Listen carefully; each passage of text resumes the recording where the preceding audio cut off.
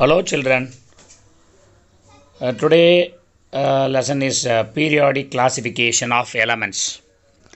Revision வந்து நம்ம பண்ணுறோம். அதுக்கு periodic classification lesson நம்ம இப்போ பார்க்க போகிறோம் ஒன் பை ஒன்னாக. நல்லா கவனிங்க. That is Doppner's traits. 1817 John Wolfgang Doppner, a German chemist, suggested a method of grouping elements based on their relative atomic masses. அதாவது டெப்பனர் என்ன பண்ணுறான்னு கேட்டிங்கன்னா எலமெண்ட்டை அட்டாமிக் மாசஸ் அடிப்படையில் பிரிக்கிறாரு. He arranged the elements into groups containing 3 elements each. He called these groups as triads. அவர் இந்த குரூப்பை ட்ரையாட்ஸ்ன்னு சொல்லிட்டு பேர் வைக்கிறாரு.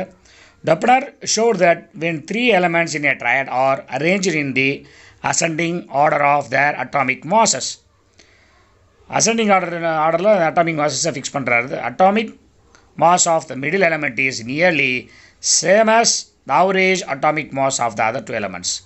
ரெண்டு எலமெண்ட்டினுடைய அட்டாமிக் நம்பர் ஆவரேஜ் பண்ணால் அது நடுவில் இருக்கிற எலமெண்ட்டுக்கு ஈக்குவலாக இருக்கணுன்ற மாதிரி மெத்தடில் கொண்டு வராரு. So the statement is called Doppner's law of triads.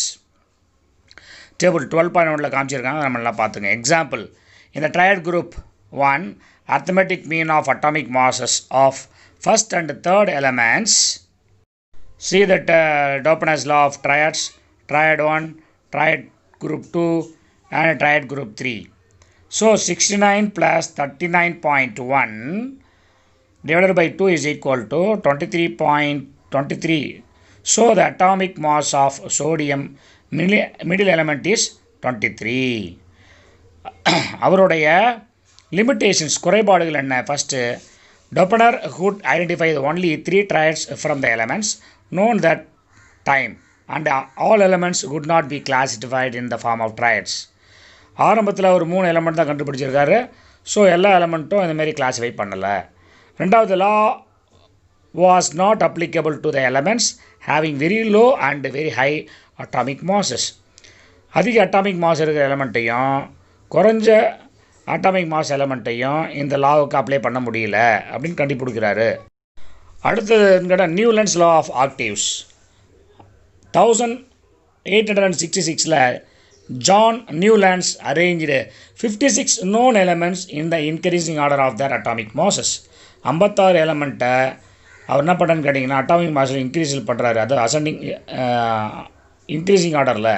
He observed that every 8th element had properties similar to those of the first element, like the 8th note in an octave of music is similar to the first. This arrangement was known as law of octaves. அதாவது ஒரு 8வது எலமெண்ட்டும் first எலமெண்ட்டுக்கு ஈக்குவலாக இருக்குது. So இது music note கூட ஒத்து போகிறதுனால இது லா ஆஃப் ஆக்டேவ்ஸ்ன்ற ஒரு கான்செப்டை கொண்டு வராரு. The octave of Indian music system is sa ri க ம ப த நீ ச. The first and last notes of this octave are same. That means sa. Likewise, in the Newlands table of octaves, the element F is 8th from the element H. Thus, they have similar property. ரெண்டு எலமெண்ட்டும் ஒரே விதமான similar ப்ராப்பர்ட்டியை பெற்றிருக்கிறது.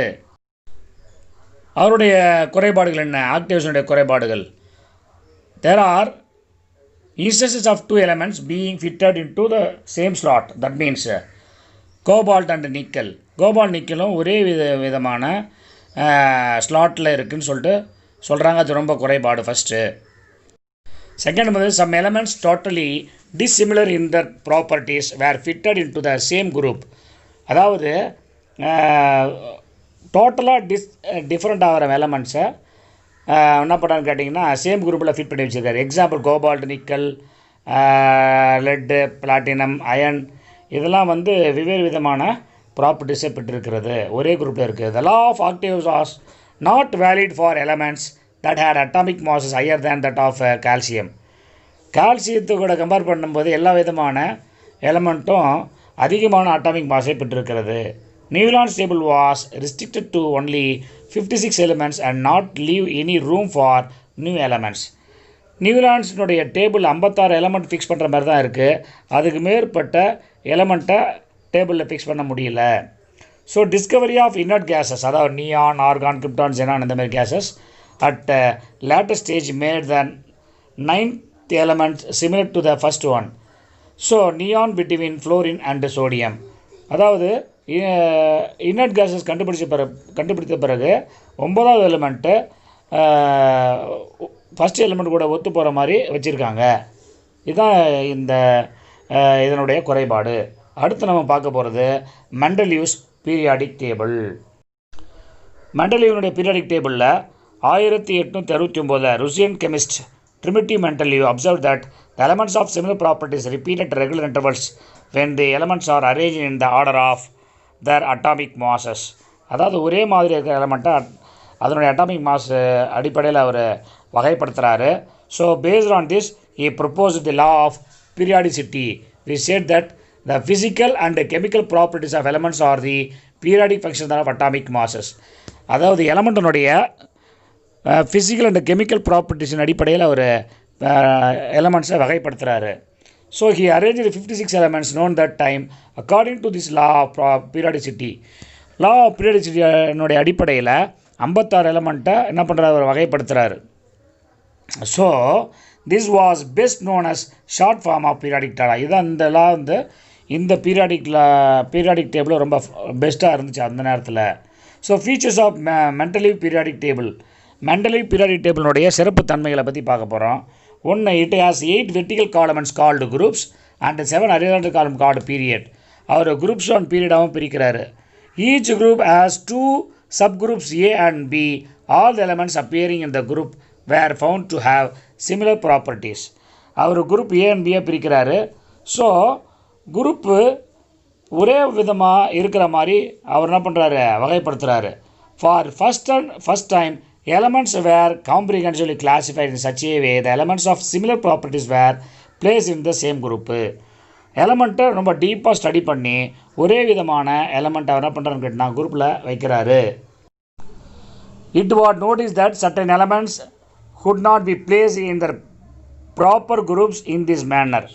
ஒரு சில எலமெண்ட்டை ப்ராப்பராக arrange பண்ணல. The reason was this was wrongly determined atomic masses. Atomic masses அவங்க ராங்காக டிட்டர்மைன் பண்ணுறாங்க. So consequently those wrong atomic mass were corrected. Example, the atomic mass of the beryllium was known to be 14. Mendeleev released it as a 9 and assigned beryllium a proper place. இதை கண்டுபிடிச்சி பெர்லியத்தை என்ன பண்ணுறான்னு கேட்டால் ப்ராப்பராக அதை arrange பண்ணுறாரு. So columns were left vacant for elements which were not known at the time and their properties also were predicted. So எலமெண்ட்டை கண்டுபிடிக்காத எலமெண்ட்டுக்கு அவர் அதை அந்த டேபிளில் கேப் விட்டுறாரு. So this gave motivation to experiment in chemistry. இந்த வேக்கண்ட்டை என்ன பண்ணுங்க, எதிர்காலத்தில் இருக்கிற அறிவியல் அறிஞர்கள் புதிய எலமெண்ட்டை கண்டுபிடிக்கிறதுக்கான ஒரு ஊக்கத்தை கொடுக்குது. இதுதான் மெண்டலீவ் பீரியாடிக் டேபிள். அந்த புக்கில் கிளியராக அழகாக பார்த்து நல்லா கிளியராக படிங்க. அடுத்தது நம்மளுக்கு என்னென்னு கேட்டிங்கன்னா, ஸோ எடுத்த examples Mendeleev gives names Eka aluminum and Eka silicon to those elements which were to be placed below the aluminum and silicon respectively in the periodic table and predicted their properties. The discovery of germanium later on during his lifetime proved him correct.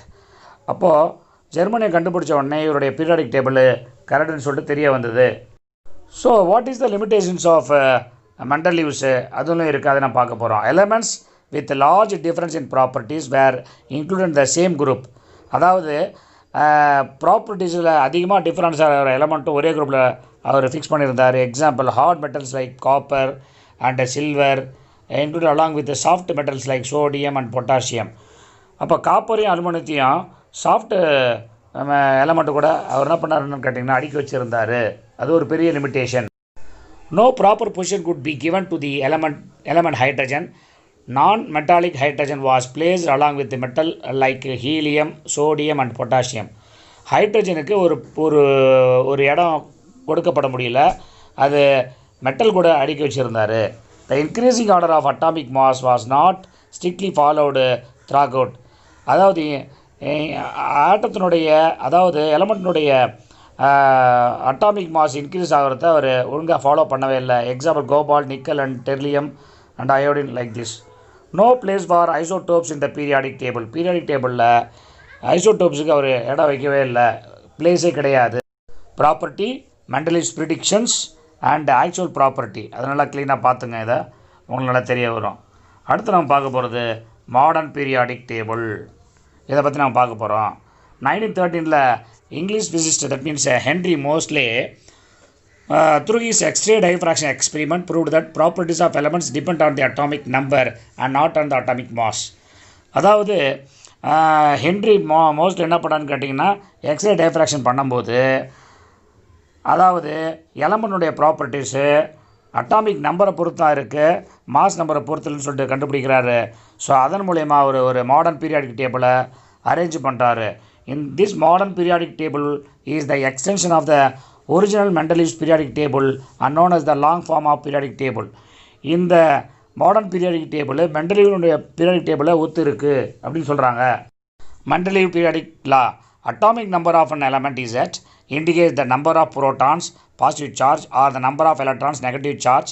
The physical and the chemical properties of elements depend not only on the number of protons but also the number of electrons and their arrangement, electronic configuration. அதாவது atomic நம்பருன்றது புரோட்டானை குறியுது, positive charge, maybe எலக்ட்ரானையும் குறிக்கலாம். Physical chemical properties எதை பொறுத்து இருக்குன்னு கேட்டிங்கன்னா, not only புரோட்டானு எலக்ட்ரானையும் depend பண்ணியிருக்கு. அது மட்டும் இல்லை, எலக்ட்ரானிக் கான்ஃபிகரேஷனையும் பொறுத்து இருக்குன்னு சொல்லிட்டு அவர் முதல்ல சொல்கிறாரு. Hence the modern periodic law can be stated as follow. Modern periodic என்ன சொல்லுதுன்னு கேட்டிங்கன்னா, the chemical and physical properties of elements are periodic function of their atomic numbers. So physical and chemical properties கண்டிப்பாக எதை பொறுத்து இருக்குன்னா atomic number பொறுத்தா இருக்குது. So அதன் அடிப்படையில் இந்த மாடர்ன் பீரியாடிக் லா என்ன பண்ணியிருக்காங்கன்னா ஃபிக்ஸ் பண்ணியிருக்காங்க. ஸோ இப்போ நம்ம features of modern periodic table, இது ரொம்ப முக்கியமான கொஸ்டினு. பீரியாடிக் டேபிளினுடைய சிறப்பு தன்மைகள் பார்க்க போகிறோம். All the elements are arranged in the increasing order of the atomic number. எல்லா எலமெண்ட்டும் அட்டாமிக் நம்பர்னுடைய ஏறு வரிசையில் அடிக்கிருக்காங்க. ரெண்டாவது, horizontal rows are called periods. There are 7 periods in the periodic table. Horizontal ரோவில் பீரியட்னு சொல்கிறாங்க, அதில் 7 periods இருக்குது. 3, elements are placed in the period based on the number of shells in their atoms. அதாவது எலமெண்ட்ஸ் எப்படி வச்சுருக்கீங்க கேட்டாங்கன்னா, அது ஷெல்ஸ் வச்சு தான், அதாவது ஆர்பிட்டை வச்சு தான் அவங்க அரேஞ்ச் பண்ணுறாங்க.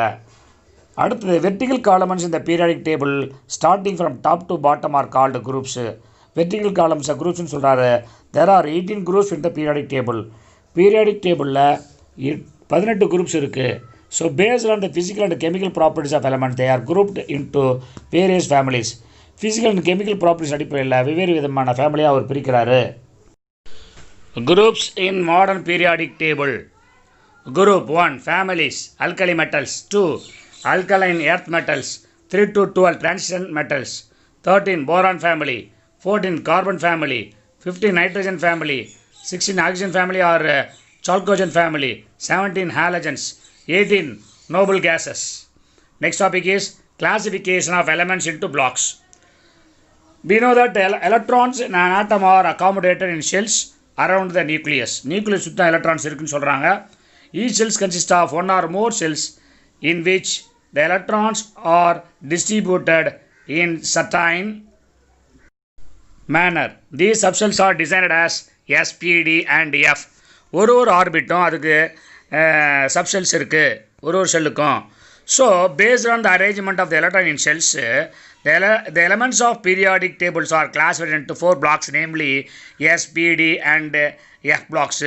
So there are 4 blocks. S blocks elements. It includes group 1 alkali metals and group 2 alkaline earth metals elements. They are also called as representative elements. These elements of group 1 accept hydrogen or metals. They react with water to form solutions that change the color of vegetable dye from red to blue. These solutions are said to be highly alkaline or basic. Hence they are called alkaline metal.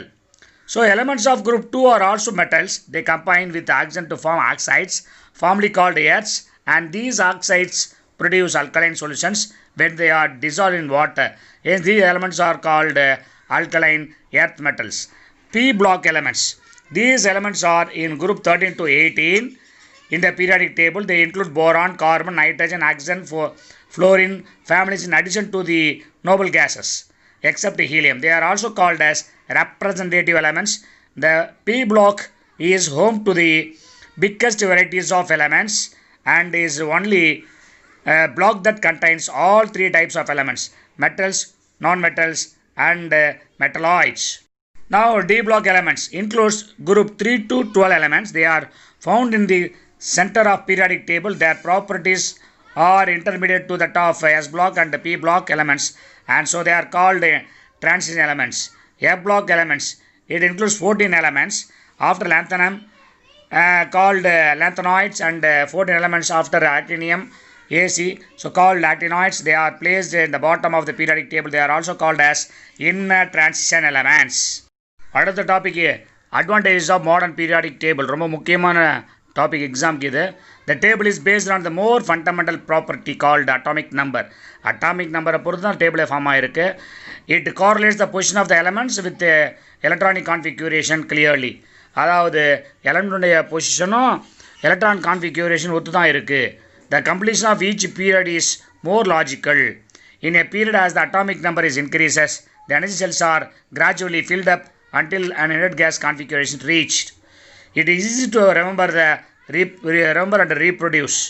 Each group is an independent group, and the idea of subgroups has been discarded. One position for all isotopes of an element is justified since isotopes have the same atomic number. The position of the eighth group in Mendeleev table is also justified in this table. All transition elements have been brought in the middle as the properties of transition elements are intermediate between left portion and the right portion elements of this periodic table. The table completely separates metal from non-metals. The non-metals are present in the upper right corners of the periodic table. The position of certain elements which were earlier misfit in the Mendeleev periodic table are now justified because it is based on the atomic number of the elements. Justification has been offered for placing the lanthanides and adenides bottom of the periodic table. These are the advantages of modern periodic table. So this is enough for your revision. So I revised only important topic, and if you cover this important topic enough for physical science. You know very well there are 2 lessons for physical science. Please concentrate it. Thank you. We'll see next class.